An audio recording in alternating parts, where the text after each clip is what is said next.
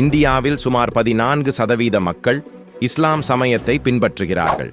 பாகிஸ்தானில் 96%, இந்தோனேஷியாவில் 88%, பங்களாதேஷில் 91%, எகிப்தில் 94%, ஈரானில் 98%, ஆப்கானிஸ்தானில் 99%, சவுதி அரேபியாவில் 92%, மலேசியாவில் 61%, சோமாலியாவில் 99%, ரஷ்யாவில் 10%, பாலஸ்தீனியத்தில் 81%, டர்க்கியில் 98%, சிரியாவில் 83%, பிலிப்பைன்ஸில் 11%, சீனாவில் 3%, இதுபோல் மற்ற நாடுகளிலும் இஸ்லாம் சமயத்தை பின்பற்றுகிறார்கள்.